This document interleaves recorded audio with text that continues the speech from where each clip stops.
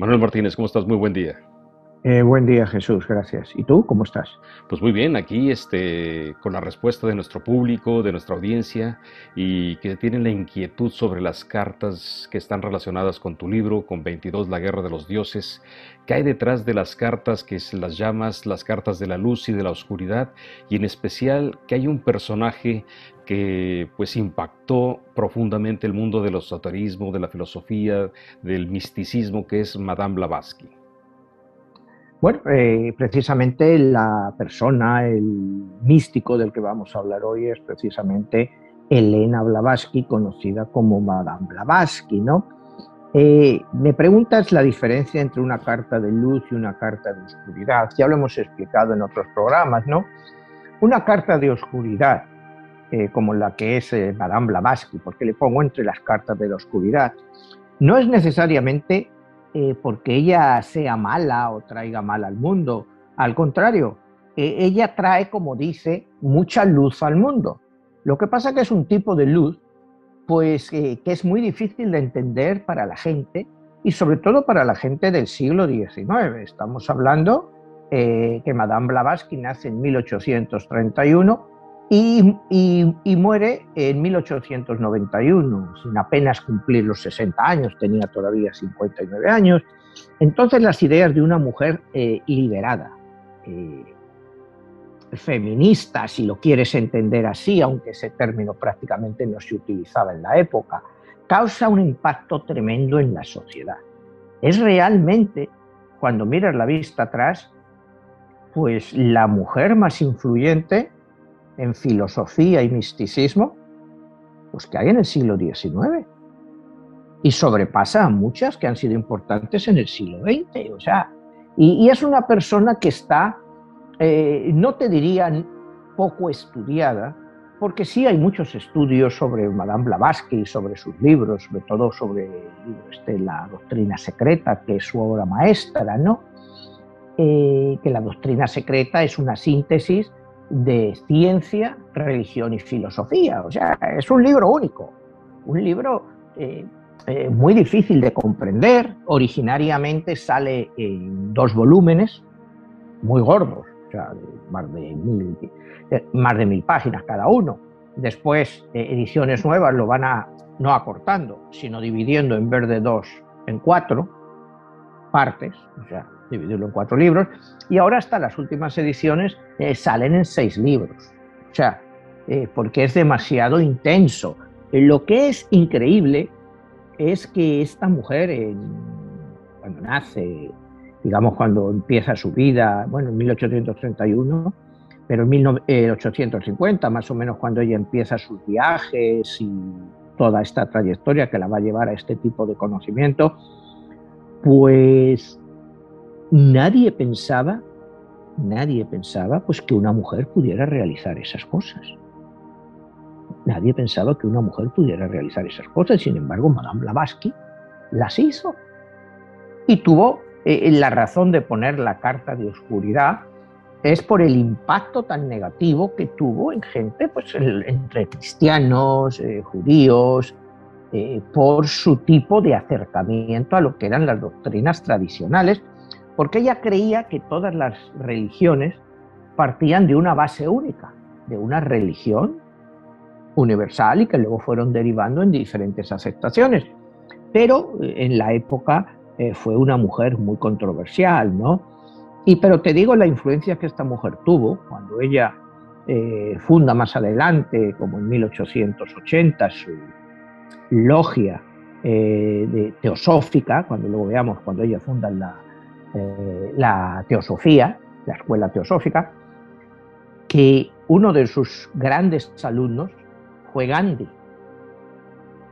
Gandhi fue uno de los grandes alumnos de Madame Blavatsky, mientras Gandhi estudiaba leyes en Londres. Él se hizo un fiel seguidor de las doctrinas que luego él iba a aplicar más adelante. O sea, fíjate la influencia de esta mujer. Y Gandhi la introdujo a Madame Blavatsky, y ella ya lo había estudiado, como ahora veremos en Tibet, en Egipto, en muchos sitios. La introdujo al Bhagavad Gita, que ella no lo conocía. Y Gandhi le entregó el Bhagavad Gita para que entendiera más el pensamiento de la filosofía hindú. Entonces, así en pocas palabras te hemos resumido la gran importancia que esta mujer ha tenido, bueno, para hacerte más, digamos, certero, se la considera la madre del New Age, lo que ahora se llama New Age, la nueva era, toda esta área de escritura, de filosofía, de novelas. Madame Blavatsky es considerada la madre del New Age. Emanuel, en este caso ella es la que, pudiéramos decir así, trae el mundo místico de Oriente a Europa, a Occidente, que todo lo que tiene que ver con el yoga, la meditación, es más, ¿quién iba a oír en esos tiempos hablar de el mundo tibetano, la parte hindú, todo este tipo de cosas? ¿Y qué viene siendo la teosofía? Bueno, la teosofía es, como te digo, un libro que pretende estudiar ciencia, religión y filosofía al mismo tiempo, que trata de explicarte todos los fenómenos que nos pasan o que nos han pasado o que nos van a pasar, basado en la inclusión de estas tres cosas: la ciencia, la religión y la filosofía. Entonces, es un compendio pues, que no se había hecho antes, ¿no? O sea, y como tú bien decías, ella nos trae todas las doctrinas místicas del Oriente, del Este, que eran totalmente desconocidas en la Europa y América de la época. Cuidado, porque cuando ella forma la Sociedad Teosófica en 1875, la funda en Nueva York. Ella la funda en Nueva York, ella ya había dejado Europa. Después, más adelante veremos, se mueve a la India y ahí es donde monta la sede de la teosofía. Y ella va a influir mucho pues, en pensadores. Bueno, una de sus grandes discípulas es Annie Besant, otra gran teósofa. O sea, ella le da mucha importancia a las mujeres. O sea, como ves, tiene seguidoras que son muy importantes, que son capaces de entender, pero ella también influye muchísimo en Krishnamurti. Acuérdate que Krishnamurti, la teosofía, creía que era el Mesías. Ellos llegaron a creer que Krishnamurti era el Mesías. Entonces, pues claro, en una sociedad cristiana, judía, hablar que un hindú es el Mesías, pues es un poco chocante, ¿no? Es un poco chocante, pero ellos defendieron por mucho tiempo que Krishnamurti, con sus enseñanzas, sus conocimientos, era el Mesías. Pues luego ya al final, eso no va parte del programa de hoy, alguna otra vez hablaremos de Krishnamurti, pero bueno, son las influencias de esta mujer, te quiero decir, ¿a qué nivel? Porque para mucha gente en el siglo XX, Krishnamurti fue uno de los grandes pensadores que ha habido. Todavía hay muchísima gente que lee a Krishnamurti hoy en día y sigue sus enseñanzas. De ahí es lo único que yo quiero hacer a través de este programa, con su vida, sus escritos, sus enseñanzas, es demostrar la importancia de esta mujer. Como yo no sé, yo he tratado de buscar en el siglo XIX a alguien que le llegue a su nivel y la verdad no he encontrado a nadie de esa profundidad, ¿no? Tú me podrías decir, bueno, pero es que tiene unos estudios que claro, en la época resultaban muy raros, muy esotéricos. Sí, pero tuvo el valor de hacerlo, tuvo el valor de una mujer en esa época viajar por todos esos sitios, encontrarse con maestros, o sea, fue una mujer única. O sea, no se le puede criticar como se la criticó en una parte de su vida, de que era una farsante. Pero bueno, tuvo el valor de hacer algo que ninguna otra mujer se había atrevido a hacer hasta entonces. Y ese es, para mí, y las ideas de ella, de la teosofía, pues todavía están vigentes. No es decir, es que han pasado, es que, bueno, pues la gente pues no le interesan. Pero ahora cuando veamos un poco más con sus teorías, con su vida, con su filosofía, veremos que plantea temas extremadamente interesantes. Manuel, una de las preguntas que más me inquieta es por qué está como una de las cartas de la oscuridad.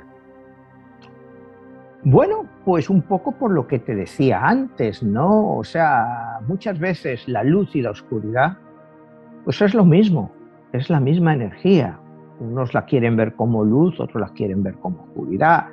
Yo te diría, yo a Madame Blavatsky técnicamente la veo como luz, pero la historia la ha visto como oscuridad, por todas estas nuevas ideas, una vez más, reencarnación, vidas pasadas, vidas futuras, que han sido demonizadas en nuestra historia, ¿no? Demonizadas. Ahora que hablamos de demonizadas, ella fue muy criticada por el concepto y cómo ella definía a Lucifer, ¿no? Porque ella decía que Lucifer era, pues técnicamente, como se lo traducían, el ángel de la luz brillante. O sea, y que era un personaje de luz.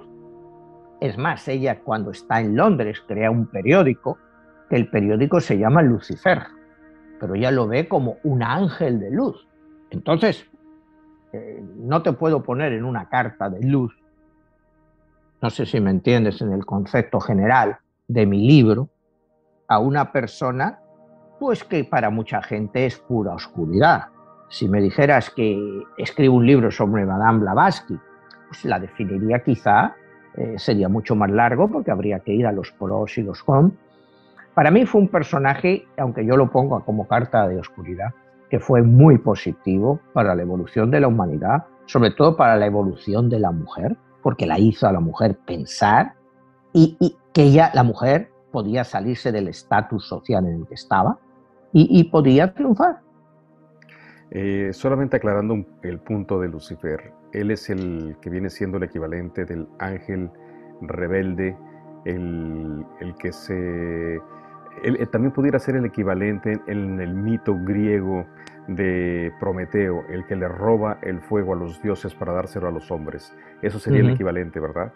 Exactamente. Es muy parecido al mito de Prometeo y en mi libro hay un capítulo que se llama La rebelión de la oscuridad, en el cual explico lo que fue esta rebelión contra lo que yo en mi libro tengo, los 22 dioses originales y los 7 dioses que se rebelan contra este creador original de 22 dioses, y entre ellos el líder de la rebelión es Lucifer. Pero en mi libro yo te explico que no es una rebelión violenta, sino que es una rebelión intelectual, es una rebelión por cómo va el camino de la creación, que la parte de la oscuridad que se revela contra la luz lo que quiere es que haya un libre albedrío total. Es decir, que los seres humanos que han creado, porque ya no hablamos de sapiens, ¿no? Si hablamos de creación, pues solo podemos hablar de seres humanos, ¿no? Tú sabes que yo aquí menciono mucho lo de sapiens, porque yo me veo más a los seres, lo que vivimos aquí más sapiens que seres humanos, pero al hablar de creación ya es puro ser humano, ya estamos hablando de un inicio. Entonces, esta rebelión intelectual de Lucifer y los otros 6 dioses, pues es una rebelión en la cual piensan, bueno, si hemos creado a los hombres, vamos a dejar que evolucionen por ellos mismos, para ser capaces de entender lo que nosotros hemos creado. Si nosotros intervenimos en la creación y les damos normas y les empezamos a guiar, pues no tiene sentido. Lo que tenemos que ver es a dónde nos lleva esta creación que hemos hecho nosotros mismos. ¿Qué es lo que nosotros somos? A ver si nosotros somos más partidarios de la luz o más partidarios de la oscuridad. Y que al final, pues cuando se acabe este ciclo de los humanos en la Tierra, veamos en qué nos hemos equivocado y quizá nos ayude a crear otra nueva humanidad. Ese es el concepto de mi libro. Y Madame Blavatsky, en cierto modo, ahora cuando entremos un poco en todos estos conceptos, pues representa, o digamos, yo he tomado a prestadas ciertas ideas de ellas en el desarrollo de mi libro.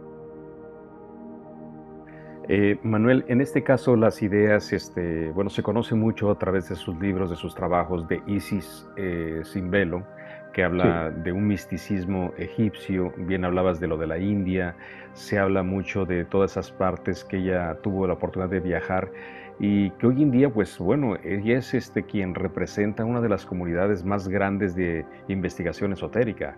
Y en este caso, en tu libro, bien que lo mencionas, en 22, La Guerra de los Dioses, ¿cuál es la aportación a donde tú dirías por qué es que se revela, cómo es que se revela en esa idea que dices que es una revelación intelectual? Sí. Bueno, cuando tú estudias a Madame Blavatsky, cuando la lees seriamente, ¿no? Y me dices, lo comparas con mi libro. Eh, para mí, Madame Blavatsky busca lo que ella dice, hay que buscar siempre la verdad, aunque nunca la encontramos. Y la verdad no está aquí. La verdad aquí posiblemente nunca la vamos a encontrar, pero tenemos que tratar de buscarla. Pero ¿qué verdad es esa? Tu verdad, mi verdad. Dice, al final la única verdad que podemos encontrar es la síntesis de todo lo que conocemos a través de la religión, la filosofía y de la ciencia. Eso nos ayudará a encontrar una cierta verdad, pero nunca en esta tierra vamos a encontrar la verdad absoluta, porque hay muchos velos. Me has hablado de Isis sin velo, hay muchos velos que nos impiden verlo.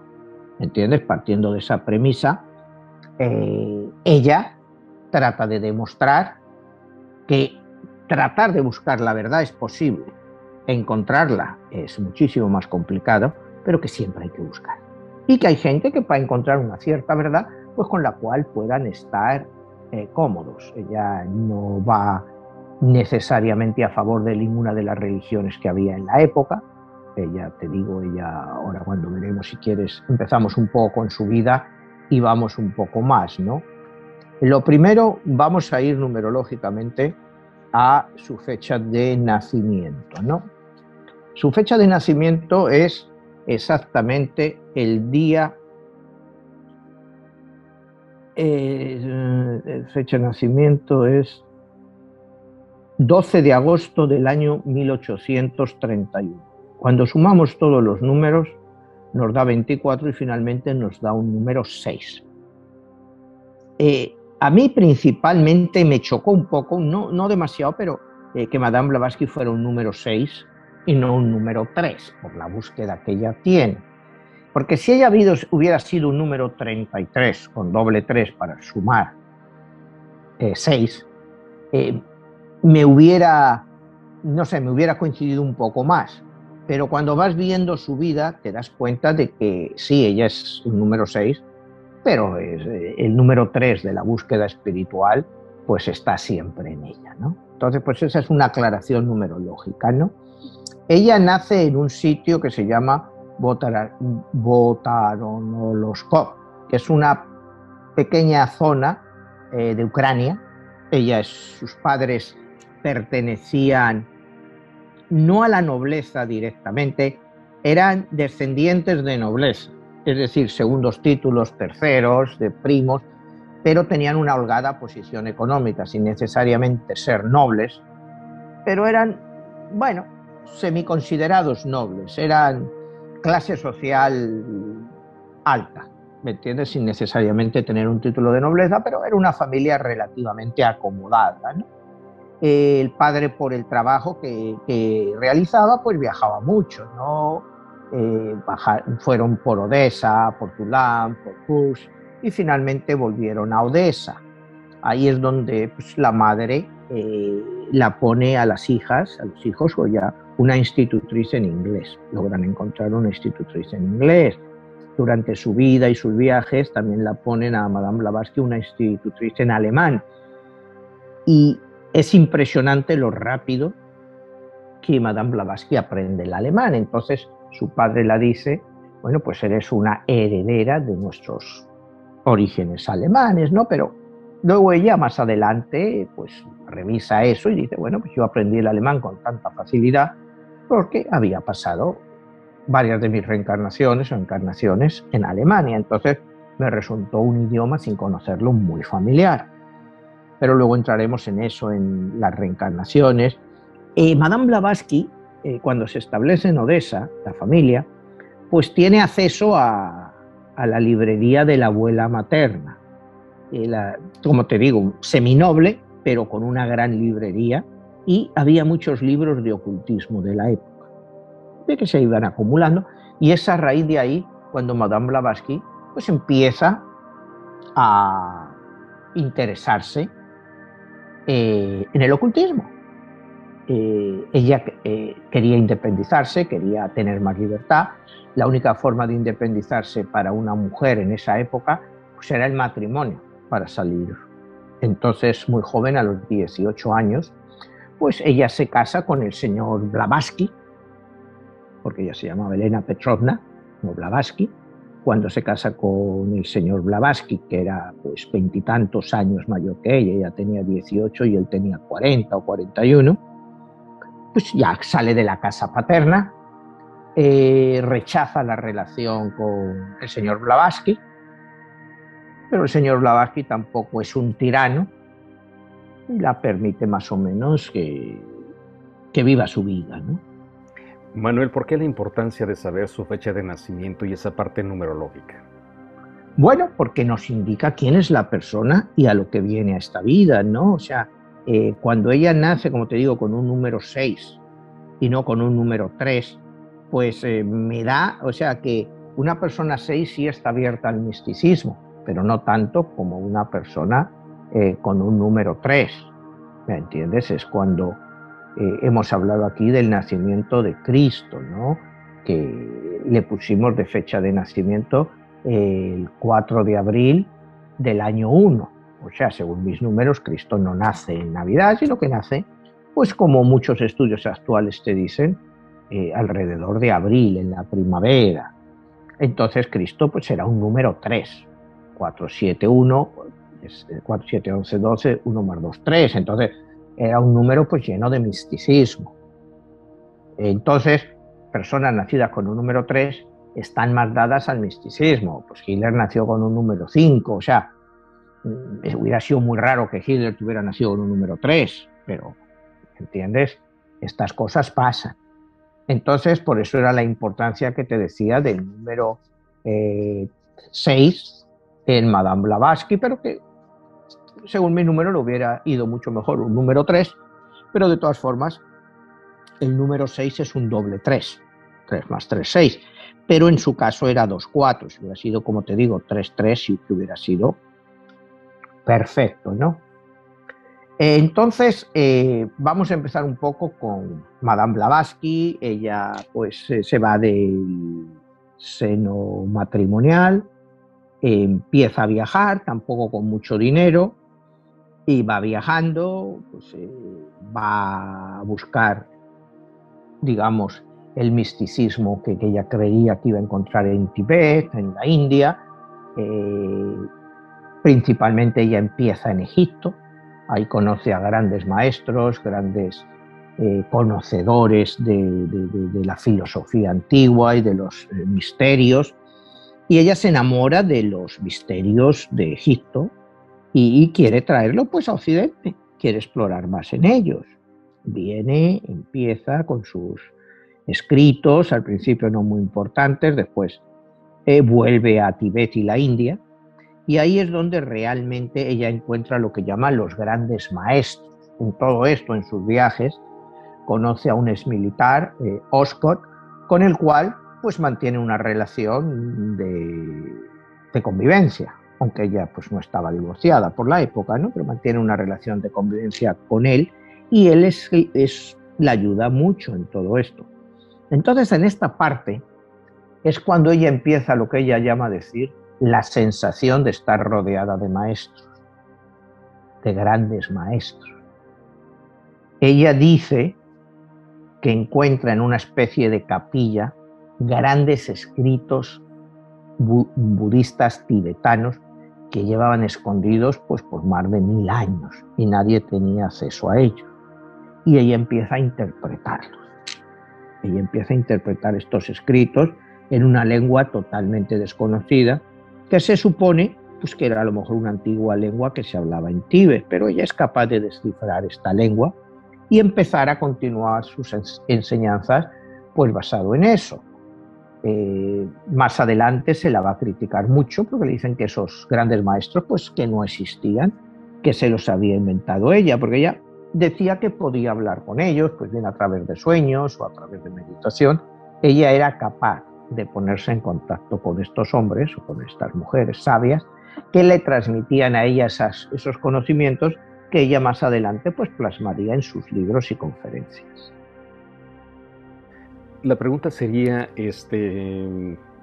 también había una batalla en ese entonces por la iglesia predominante, que también el venir estas ideas que venían a revolucionar y a cuestionar todo eso, pues la venían a desacreditar literalmente a ella, ¿verdad?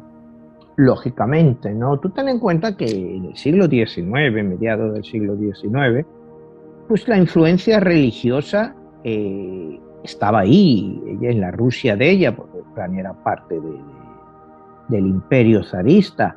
Todavía existía la esclavitud de los campesinos, o sea, y ella iba contra todas esas cosas. Era, bueno, pues una época de oscuridad. La gente no tenía acceso a ningún tipo de conocimiento que no fuera el que le dictaba la Iglesia, en este caso, pues la Iglesia ortodoxa rusa. Entonces, pues ella trata de traer luz, iluminación, otras ideas a todo este pensamiento de la época y por lo tanto, pues, por supuestamente traer nuevas ideas y que te hablaban de liberación, no solo física, sino también interna, chocaban con la época. Ella era una mujer pues peligrosa, la señora que va diciendo aquí pues que Cristo no era Dios, que la creación la hicieron varios dioses. ¿De qué va esta mujer? Si nosotros lo que queremos es que nuestros campesinos y nuestra gente pues esté tranquilo en esta vida, ¿no? Que piensen que bueno, pues esto es la voluntad de Dios y que cuando se mueran pues ya van a tener y gozar del paraíso, ¿no? Y entonces, lógicamente, ella se opone a todo este tipo de premisas, ¿no? Para ella no. Para ella primero, bueno, vamos a empezar un poco con las ideas grandes de Madame Blavatsky, ¿no? Para irla entendiendo mejor. Ella parte del concepto de que el mundo no fue creado por un dios, sino que fue creado por 7 dioses. 7 dioses crearon 7 razas diferentes y ocuparon cada uno de los 7 continentes que se supone que había originalmente. Esos 7 dioses dividieron el mundo y crearon sus propias razas. El primer concepto, cuando tú antes me aplicabas en mi libro, pues es el concepto que yo te hablo de los 7 dioses en mi libro que se rebelan contra la luz para crear unas nuevas razas basadas no necesariamente en la oscuridad, sino en el libre albedrío. Estos 7 continentes, estas 7 razas, evolucionan. Pero antes de eso existía lo que ella llama la evolución de esas razas. ¿Cómo van evolucionando esas razas? La primera raza que se crea es la raza etérea. Los dioses crean lo que llaman la raza etérea. ¿Qué es la raza etérea? Pues es una raza que todavía no tiene cuerpo. O sea, como explicarte algo etéreo, casi flotante.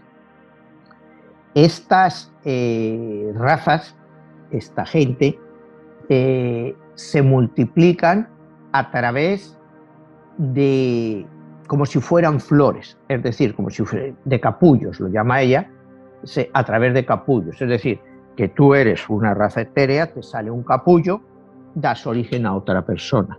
No hay intervención física. Esa es la primera raza, la raza etérea. La siguiente raza que evoluciona de la etérea es la raza hiperbórea, que la raza hiperbórea te habla de ya seres un poco más parecidos a nosotros, pero todo dorados, que éramos todos dorados, y que nos reproducíamos a través de amebas. Es decir, pues teníamos una ameba, la ameba se pegaba al cuerpo que teníamos y de ahí salía otro ser humano.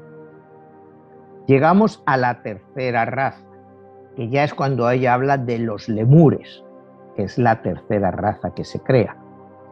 Esta raza de los lemures Las 4 primeras razas y sus razas se siguen reproduciendo también por amebas. Pero ya en la 4ª subraza ya es por amebas las 2 primeras y las 2 segundas se reproducen por huevos. Por huevos, o sea, la raza sale de un huevo. Pero ya en lo que es la 5ª de los lemures, ya hay relación física entre 2 personas de esta raza y es cuando empieza a formarse esta nueva raza que originariamente da origen a los atlantes, a la raza de los atlantes que ya físicamente ya eran parecidos a nosotros.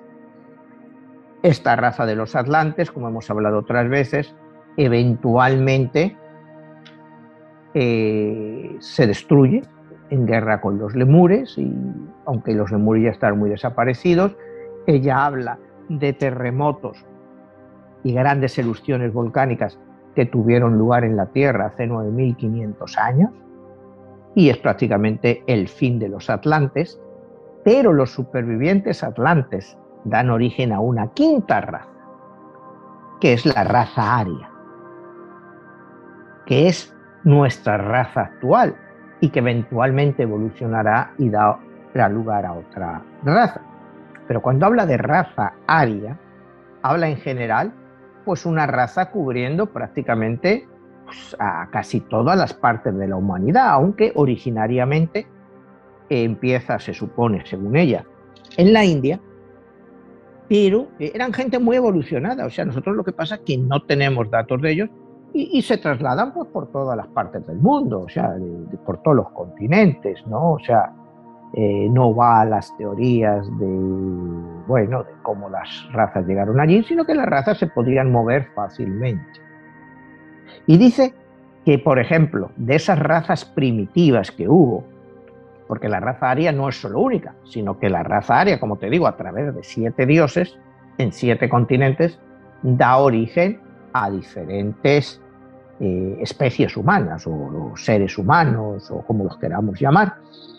Y algunos de ellos son muy diferentes, y ella pone en los primeros grados evolutivos, los que se han quedado más bajos, pues a ciertos tipos, ciertas tribus, podríamos decir razas, tipo los tasmanes en Tasmania, que dice que nunca pasaron la evolución a la siguiente raza, que se quedaron ahí atascados. Y es por lo que, pues, tú los ves hoy en día y pueden ser bajitos, llenos de pelo, porque era para acostumbrarse a las condiciones climatológicas de la época. Esto ya son apreciaciones, pero volvemos a eso, pues que la raza aria se expande, los 7 dioses basados en esa raza crean sus 7 razas, ¿me entiendes? Hay dioses que te crean la raza en un dios y te la pone en África, otro te pone pues la raza más blanca, te la pone a lo mejor en Europa o te la pone en Norteamérica. Se hablaba mucho que Hiperbórea, que es la segunda época de la creación, pues estaba mucho porque era Groenlandia, Islandia y partes de Canadá, ¿me entiendes? O sea, ¿te acuerdas? Esto, ella habla de que la creación empieza como hace 1 millón de años. O sea, aquí hablamos del Sapiens, que bueno, no se acaban de poner de acuerdo no iba a decir los historiadores, todas las personas estas, los antropólogos, que hay quien te dice que el Sapiens empezó hace 300.000 años y otros que te dicen que no tiene más de 100.000 años. Al fin y al cabo, pues no sé si vamos a saber la diferencia entre 100 y 300.000 años, ¿no? O sea, pero para que veas que ella se va mucho más atrás, a 1 millón de años, entonces eran razas muchísimo más evolucionadas. O sea, yo te estoy contando, no que yo necesariamente lo crea, sino lo que explica Madame Blavatsky. Partiendo de esto, ella cree, por supuesto, como te digo, ella pasa mucho tiempo en Tibet, la India, y trae todas las doctrinas orientales de lo que es karma, reencarnación, todo lo traslada a sus doctrinas. Y te habla, por ejemplo, de lo que es el karma, o sea, bueno, que es el mismo concepto budista o hindú, pero ella te dice que hay gente que no necesita tener karma, porque nunca han evolucionado lo suficiente como para saber diferenciar entre lo que hacen bien y lo que hacen mal. Dice que mientras más evolucionado vas, pues más programado o limitado estás por el karma. Partiendo de estas bases, pues ella te predica pues una doctrina, lo que la doctrina teosófica es de amistad, pues de paz entre los hombres y de búsqueda del estudio y de la verdad, ¿no? Esas son las ideas fundamentales que ella busca dentro de su doctrina teosófica. Manuel, bueno, también hay que aclarar una cosa que, aunque suene descabellado lo que estás diciendo, lo que planteaba ella, se han encontrado esqueletos, cráneos de una datación extraordinaria. En Sudáfrica se han encontrado cráneos que literalmente pues ya están petrificados a tal nivel que son rocas y que han sido datados arriba de 1, 2 y hasta 3 millones de años. O sea que quizá mucho de lo que ella está planteando como una posibilidad de las otras humanidades o la posible evolución de otras especies, pues tiene un punto muy importante. Entonces quizá estamos encontrando ahorita mucho de la ratificación de lo que ella está planteando en su idea, o sus ideas originales. Pues yo estoy de acuerdo contigo, podría ser. Es que, y como tú me dices, que ahora se han encontrado restos de hace 1 millón de años, pues seguro que los hay, y muchos, pues, o sea, y no encontramos más porque han sido totalmente destruidos por el tiempo, por todo.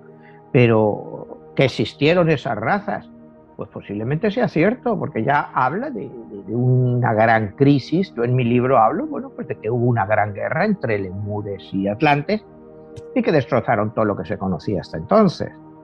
Ella te habla de grandes, como te decía, grandes terremotos, erupciones volcánicas, pues que acabaron prácticamente con todas estas civilizaciones, y lo que quedó fueron los supervivientes, pues que de la raza aria pues dieron origen a lo que conocemos hoy en día. Tampoco le gusta, cree en una cierta evolución, pero se enfrenta abiertamente a Darwin. Acuérdate que en esta época parece que es en 1869, cuando Darwin publica la teoría del origen de las especies, ¿no? Entonces el darwinismo, pues ella choca con el darwinismo. Ella sí habla de evolución, pero no evolución de monos a hombres. Porque los dioses, tampoco te habla que Dios crea al hombre a su imagen y semejanza en absoluto, sino que se refiere a 7 dioses que los creen como ellos consideran convenientes, ¿no? Pero tampoco acepta la teoría de la evolución en sí. Dice que claro, que esos hombres han evolucionado, pero han evolucionado mayoritariamente por el intelecto que han ido acumulando a través de las vidas, y cuando luego ellos vuelven, pues parte de ese intelecto se ha quedado con ellos.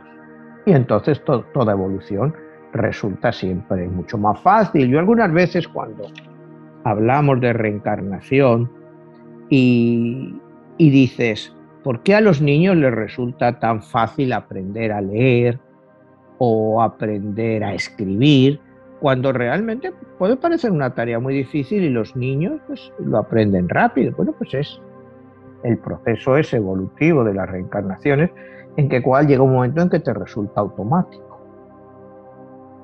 No sé si es un ejemplo válido, pero yo lo veo así, como que muchas veces pues es algo que es como natural, ¿no? O sea, como fenómenos que hemos oído que no son normales, como un niño de 4 años o 3 años, pues te toca unas melodías al piano que resultan increíbles.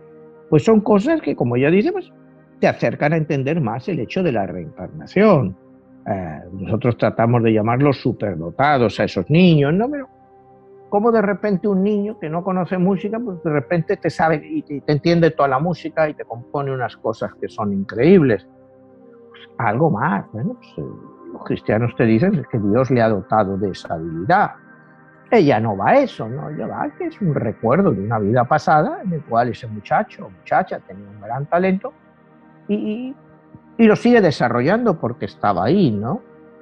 Hay infinidad de ejemplos que ya te pudiera poner sobre eso, ¿no? Pero la idea fundamental, como te digo, de ella es ese espíritu de traer una nueva libertad a la mujer, de que entendiera su papel en el universo, que ella no era la esclava del marido.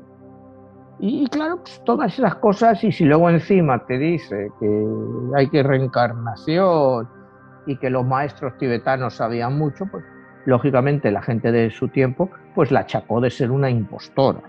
Cuando ella dice que ella descubrió esas cartas, que ella se comunicaba con los maestros o a través de la meditación o a través de los sueños. Era como ella se comunicaba y te canalizaba todas estas ideas que ella traía. Pues la acusaron de ser una farsante, de mentir, de que estaba tratando de inculcar ideas en la gente para como habíamos dicho antes, con ideas luciferinas, y ya cuando a ella se le ocurre publicar el periódico que ella llamaba Lucifer, pues imagínate ya lo que la cayó encima, ¿no? Ella nunca buscó el dinero, es una mujer que murió relativamente pobre, o sea, no muy pobre, pero no con riqueza, ¿no? Vivía mucho de las ayudas de sus alumnos, de sus discípulos, que algunos de ellos sí eran bastante dinero y le ayudaban económicamente, pero ella no acumuló riquezas. Ella era muy budista en ese sentido, es una de las primeras mujeres que podemos decir que es realmente budista en sus creencias, y no consideraba y aplicaba, bueno, el término budista, ¿no? Que es maya, que todo esto es una ilusión.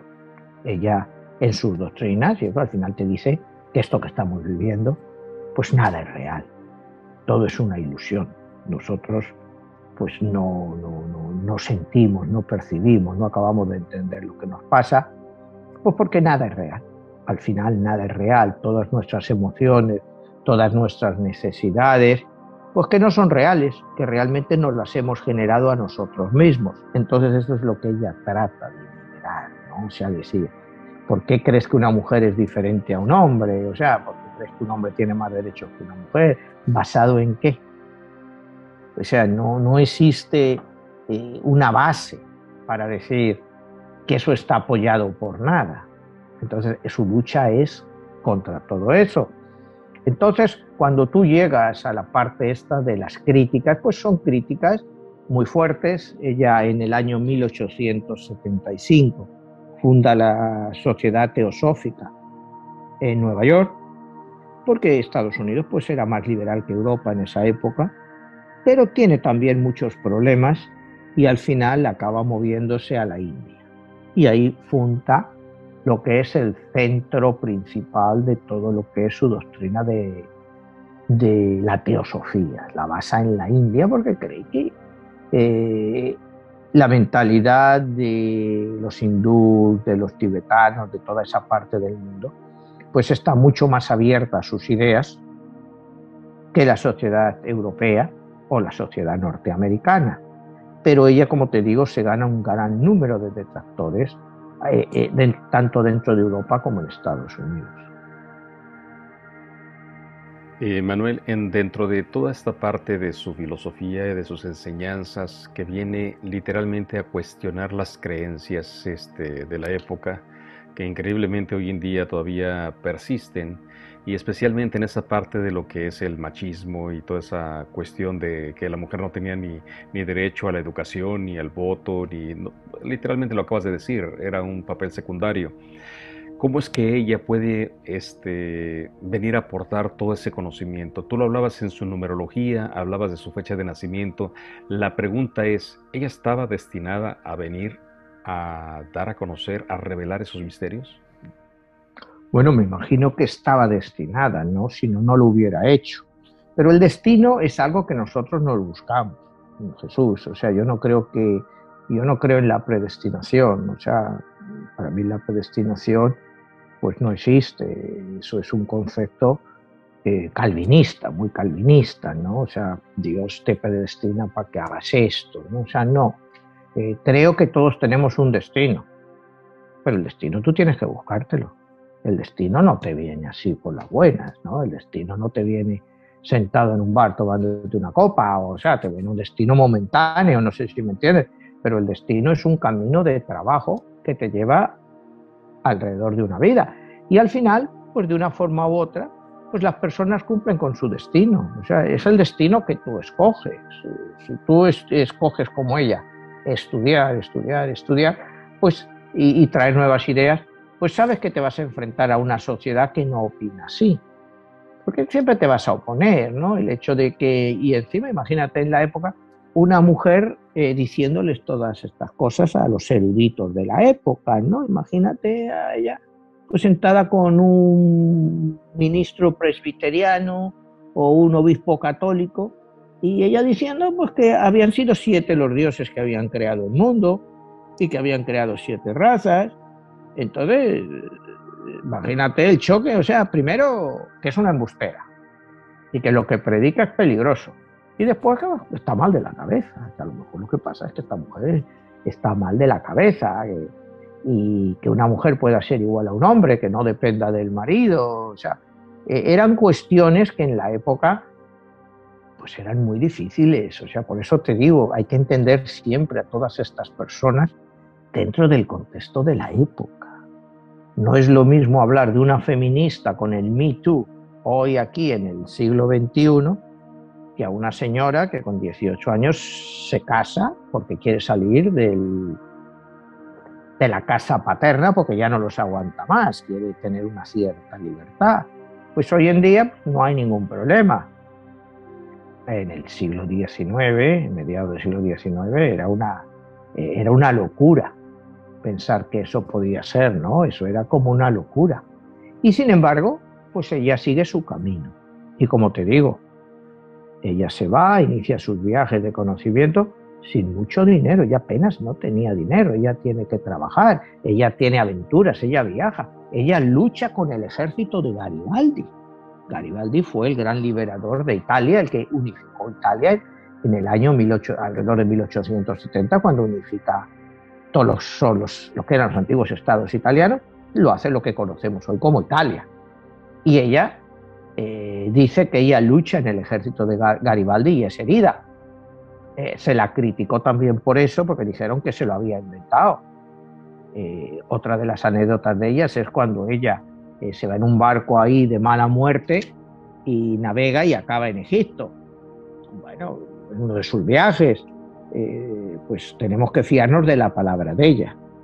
No sé si me entiendes, ella lo escribe, pues sí, que ella acabó en Egipto, que ella luchó con Garibaldi, y le dicen que ella que lo que es una farsante llena de historias y que todo eso es mentira.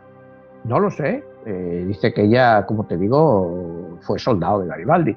Yo no sé si lo creo o no lo creo, ¿por qué no? Es posible, ¿no? O sea, ella era una aventurera, ella a buscar cosas, ¿no?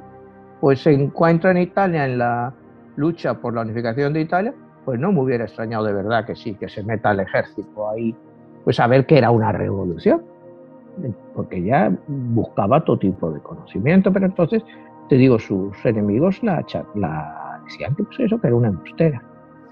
Manuel, en esa parte de que estabas hablando de las diferentes razas, que hablas de la raza de Aria, en otro programa nos decías que ese tipo de escritos influyeron a Hitler. Y también sí, a Hitler lo tienes en tu libro y en tus cartas como una carta de la oscuridad, en la búsqueda sí, de la raza aria. ¿Cómo fue esa influencia y qué pasó en todo lo demás que ella expone con todas las razas y subrazas de la teosofía? Mira,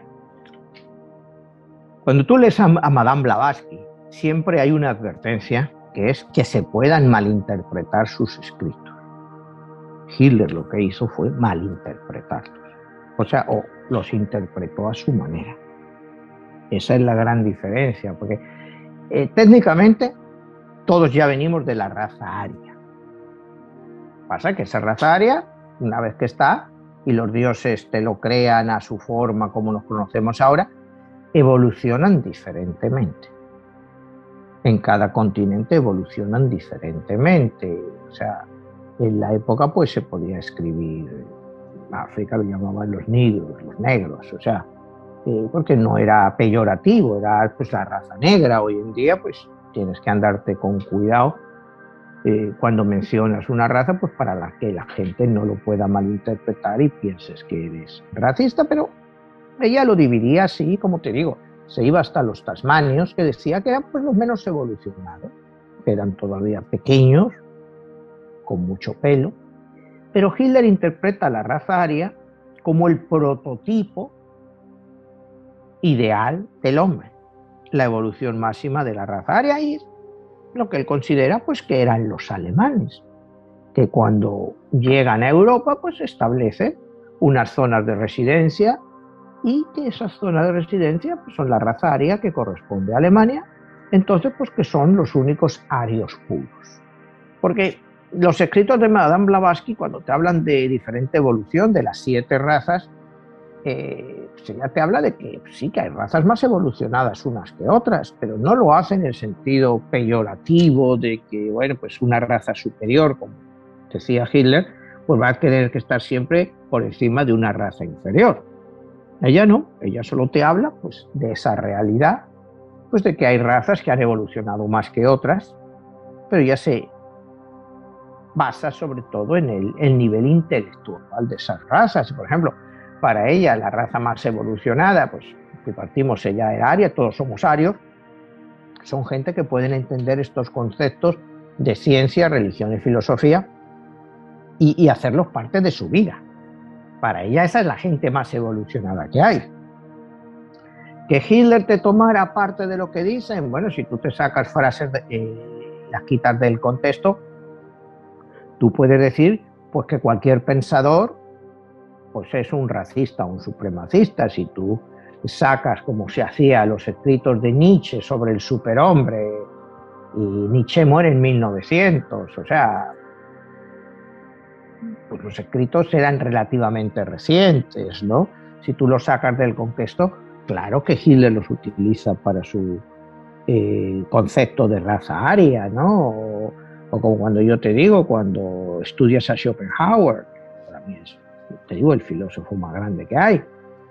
Si tú le sacas a Schopenhauer de su contexto, pues puedes, si te lo tomas como fe de vida, pues sí, o sea, todo se puede interpretar como racismo.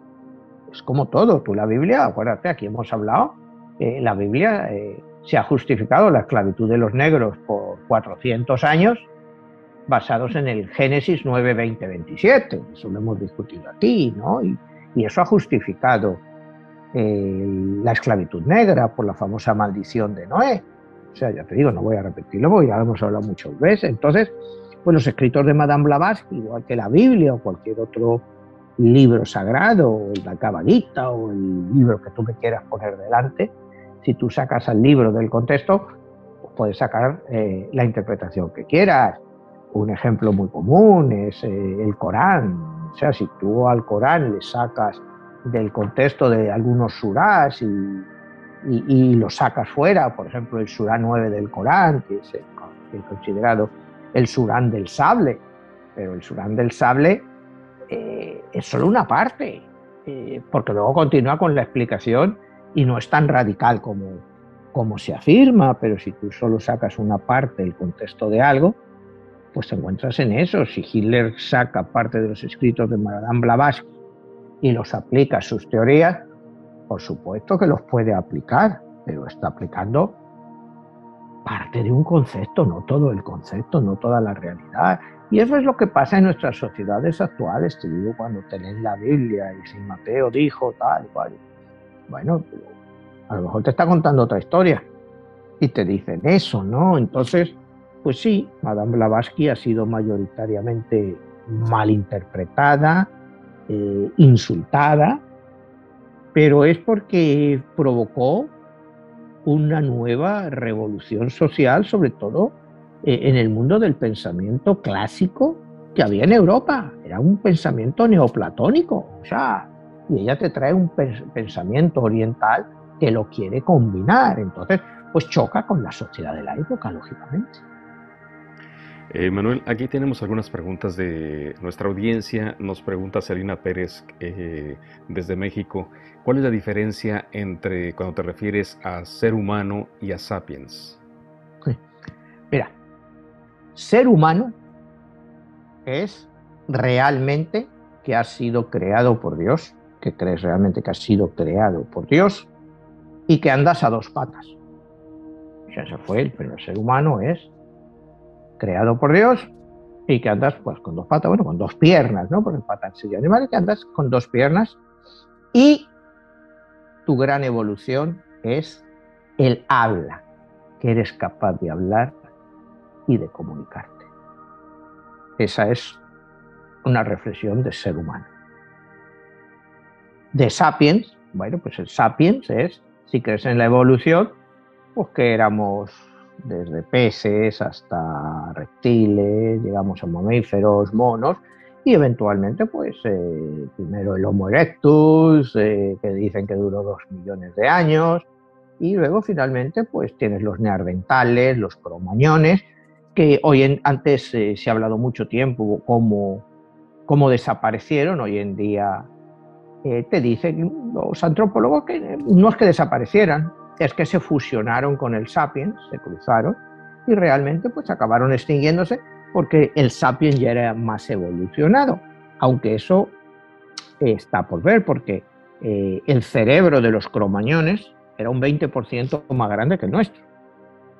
Esa es otra cosa, o sea, no sabemos si el cromañón no se hubiera mezclado con el sapiens, si hubiera evolucionado mucho más que nosotros, ¿no? Y entonces, pues eso es lo que finalmente el cromañón, neandertales, pues dan origen al sapiens, que como decíamos antes, se calcula que entre 300 y 100.000 años, ¿no? Entonces, los que antropólogos que van más atrás te dicen que empezamos como sapiens, como hace 300.000 años, y otros que te dicen que tan solo fue hace 100.000 años en que realmente fuimos sapiens, ¿no? Esa es la gran diferencia entre ser humano y sapiens, ¿no? ¿Puede ser humano y sapiens? Pues sí, por supuesto, pero yo siempre hago la distinción del ser humano, es creación divina. El sapiens, pues somos evolución. Y si somos evolución, pues no sé cómo podemos llamarnos también seres humanos, porque yo lo que veo aquí cada día es menos seres humanos, ¿verdad? En el concepto clásico de qué es un ser humano, ¿no? Tú puedes decir que Hitler era un ser humano, que Stalin era un ser humano, que muchos de los gobernantes que tenemos ahora son seres humanos. Pues sí, andan a dos patas o a dos piernas, ¿no? Para no insultar a nadie. Pero no sé qué humanidad tiene toda esa gente, ¿no? O sea, que se lo digan a sus pueblos, cómo están, ¿no? Y cómo avanzan. Entonces, pues el concepto de ser humano pues es un concepto de la creación que nos atribuimos a nosotros, que somos seres humanos. Manuel, otra pregunta que surge aquí dentro de lo que hablas de las cartas de la luz y la oscuridad. La oscuridad, en el caso de Madame Blavatsky, es conocimiento. La pregunta es, ¿en la oscuridad se encuentra la luz? ¿O en la luz es que también hay oscuridad? Pues es un poco de las dos cosas, ¿no?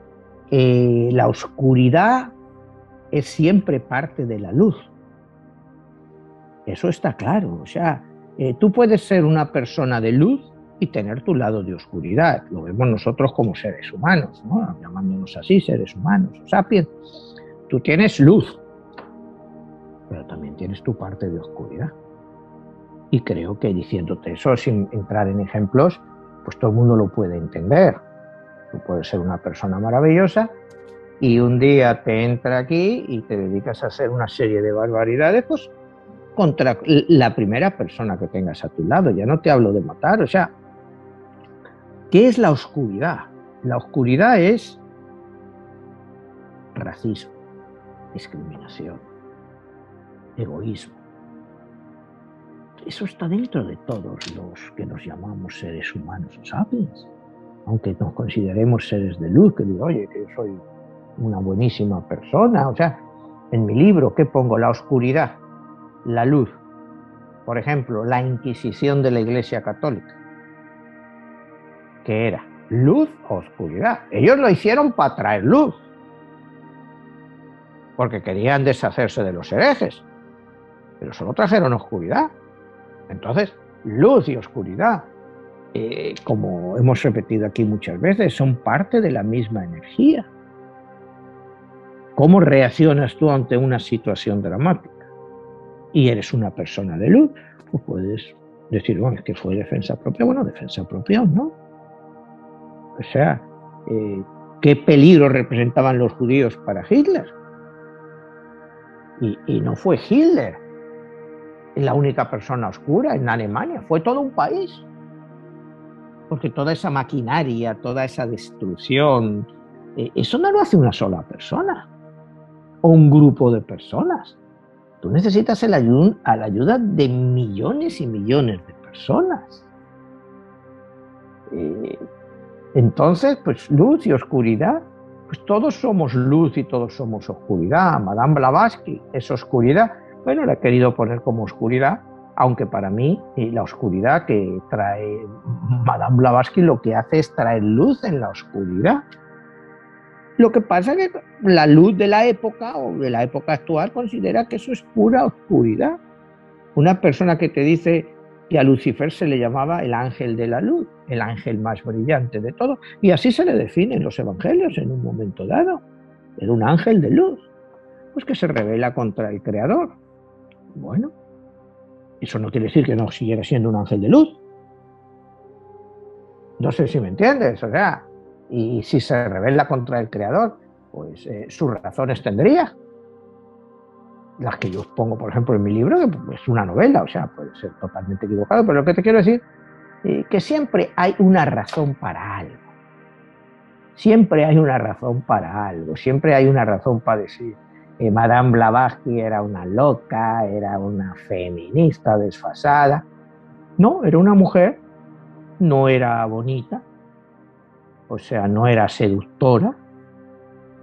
En los 30, 40 estaba mejor vista, o sea, al final ya pues tenía una obesidad, una cosa que entonces no iba a decir es que la gente sentía atracción por ella, ¿no? Era pues una mujer intelectualmente brillante.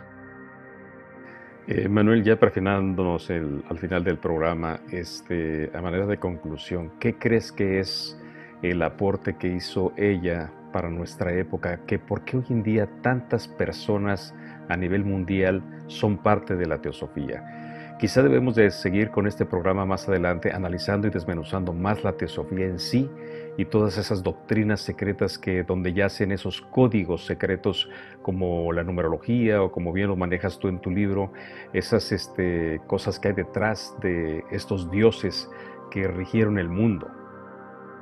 Pues mira, para mí el aporte de Madame Blavatsky, cuando hablas de numerología, ella no entra mucho en eso. Ella solo cree en el número 7 como número sagrado y es el número, ella siempre dice el número 3, 14, 15. Dice, es el número definitivo y nosotros sabemos que el área de la circunferencia, lo que llamamos pi, 3.1415 o 3.1416, depende cómo lo mires, quien te lo diga. Ese 3.1415, dice, de cualquier forma que lo sumes, poniendo unos números antes, otros detrás, siempre te va a dar doble 7, que es 14. Dice, ese es el mensaje más grande que hay. Y bueno, pi pues se utiliza, tú ves que en las plantas, en el Fibonacci, y ella ya te hablaba de ese número, para ella era un número sagrado. 3, 14, 15. Para ella era el número sagrado. Y que sumaba doble 7. La teosofía no se mete mucho en numerología, es mucho más espiritual. Como te digo, es muy budista e hinduista. Toma muchas cosas del budismo y del hinduismo. Mezcla las dos cosas, realmente, ¿no? Porque trata de conseguir lo mejor, ¿no? Porque los budistas, bueno, el budista no cree en la reencarnación, cree en el renacimiento. Ella habla de reencarnación. O sea, si tú eres budista, ¿no? Pero creo entendido, pues que el budista no cree en el alma, pues porque el alma, para existir, necesitaría siempre de tener un cuerpo, no puede estar sola. Entonces, en el periodo ese que pasa entre encarnación y encarnación no podría subsistir. Los hindúes sí que creen en el alma, que puede estar en la otra vida y que vuelva y que te haga parte de toda tu existencia. Entonces, ella te combina los dos elementos la reencarnación, pero te trae elementos como el karma, en fin, te lo va juntando. Entonces, la aportación de ella pues es muy significante y es la que abre, hablabas de su importancia, todas las ciencias o todas las doctrinas o filosofías orientales a Occidente. Porque como te decía antes, ella es considerada la madre del New Age o la nueva era. Pues hay muchísimos seguidores de la nueva era, infinidad de libros, infinidad de novelas, que todo el mundo sigue esta filosofía y la trajo a Occidente Madame Blavatsky.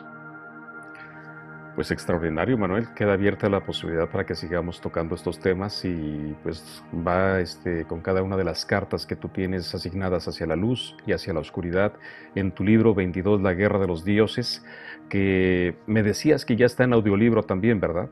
Sí, ya tanto 22, La Guerra de los Dioses, como 11, El Código Secreto, se pueden conseguir en audiolibro para el que le guste escucharlos. Yo personalmente escucho libros, como te decía, yo escucho como 2 libros a la semana y me es mucho más cómodo que puedes estar haciendo cosas y puedes seguir escuchando el libro.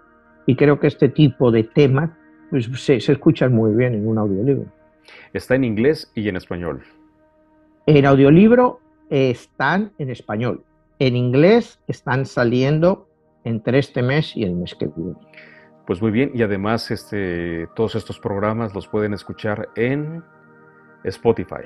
En Spotify pueden escuchar los programas como un podcast o pueden entrar a tu canal o al mío y ver los programas o a través del canal Holístico de México.